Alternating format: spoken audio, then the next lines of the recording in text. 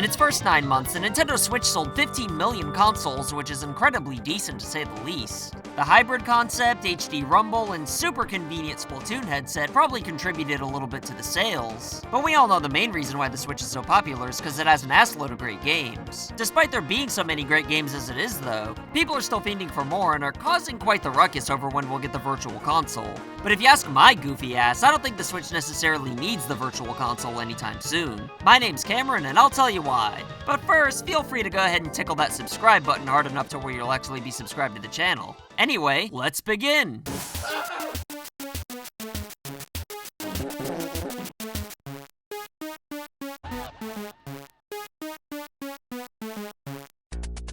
Alright, now don't get me wrong, the Nintendo Switch absolutely needs the Virtual Console at some point, and the idea of being able to bring 64 and potentially GameCube games with me to the gynecologist makes my teeny little peenie weep with joy. But given the fact that I'm overwhelmed with so many great games as it is, I'm not exactly losing sleep over the fact that Nintendo isn't prioritizing giving us a fifth way to replay games from the past. Admittedly though, it does seem kinda weird that even the Wii had games from 5 different consoles, including the 64, ready to go on day one. But I really don't think Nintendo's just gonna straight up give us copy and pasted ports again from their past consoles if we haven't gotten them by now. Come to think of it though, it's kinda funny that people are complaining about Wii U games being re-released for the Switch cause they're not old enough to be considered new, I guess. But the fact is, they're great games that nobody played. Plus, they're enhanced from their original versions anyway. So if people are gonna get mad about that, then what's the rush to playing games that are even older, more people have played, and without any kind of enhancements being added to them? Sure, the Wii, Wii U, and 3DS did the Virtual Console pretty well, but there's still room for improvement. And there's absolutely no way in HE Triple Hockey Sticks that Nintendo doesn't know how to put the Virtual Console on the Switch. Golf on the NES is hidden on every Switch as a tribute to Satoru Iwata after all. Plus, everybody wants to download GameCube games of the Switch. But think about how weird that'd be for games like Twilight Princess and Wind Waker HD. I mean, why release the unenhanced versions from the GameCube when you could just port the HD remakes over from the Wii U? But if you're gonna give HD remakes to those two games, then why not give it to games like Luigi's Mansion and Super Mario Sunshine? And speaking of Super Mario Sunshine, that game would definitely need some tweaks here and there to even be playable, thanks to the sensitivity controls for the water cannon.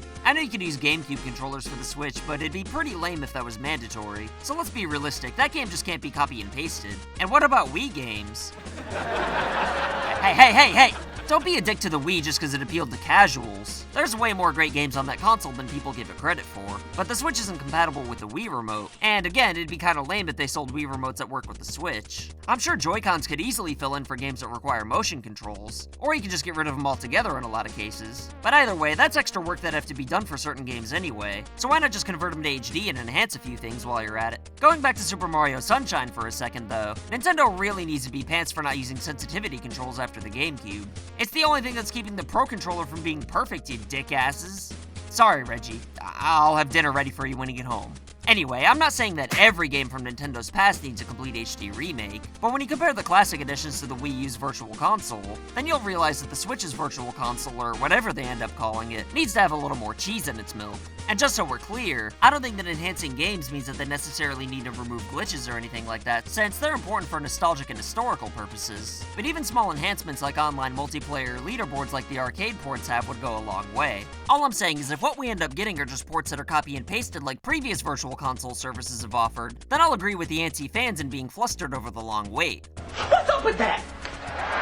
However, thanks to the fact that the Virtual Console is taking longer than anticipated, a giant void almost as big as the one in my sex life's been left in Nintendo's eShop that indie developers are filling in rather nicely. There's some garbage on the eShop to be sure, and Nintendo needs to get their thumbs out of their asses and organize things better. But no Virtual Console on the Switch means there's much more of a chance for some really fantastic games to get the spotlight, rather than people glancing over them to play Super Mario World for the 7th time. Classic games do have nostalgic memories, but there's so many great indie games that have built upon what made classic games great in the first place, and are keeping the classic genres with simpler designs alive. In many cases, indie games are even better than the retro games that inspired them. It's just that a lot of people will probably never admit that because they're wearing nostalgia eye patches. Don't get me wrong though, there's a lot of classic games that are as good now as ever before. And just because a poop ton of Nintendo's classic games have seen so many re-releases, it doesn't mean that these games still wouldn't be new to a lot of people. Even my fat ass hasn't played them all. I just think it's nice that awesome games like Celeste get a chance to be noticed by more people. Because even though there's a lot of people that look at indie titles as inferior games and don't take them seriously, honestly. The fact is that most of these games are made in the same style that was abandoned by AAA companies once 3D gaming hit the scene.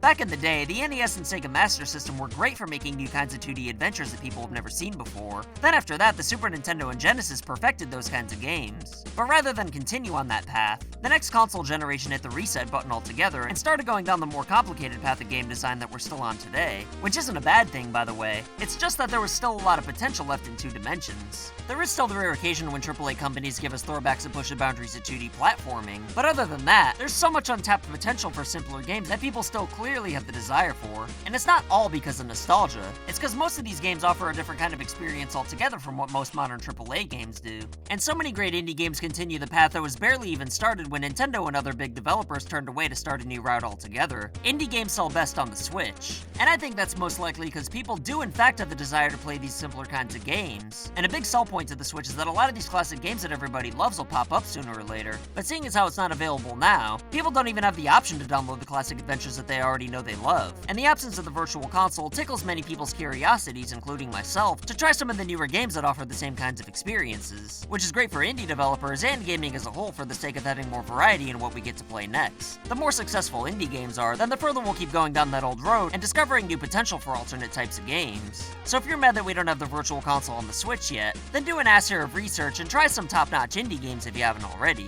Because I guarantee if you like classic games, especially from Nintendo consoles, then there's definitely something on the eShop right now that you'll love. What do you think, though? Do you mind waiting for Nintendo to figure their online stuff out before we get the Virtual Console? Or do you think they need to hurry up and release classics and say frig the indies? Let me know what you think in the comments below, and as always, I'll pin whatever I find most entertaining. Don't forget to like and share this video if you want to help this channel grow. Follow us on Twitter and Instagram at FUgameCrue. Feel free to donate to us on Patreon. And if you're the Ayatollah of rock and roll, then press the subscribe button. And if you're not, then do it anyway. My name's Cameron, and I'll see you next time. So I want to say thank you to your loyalty, thank you for your support.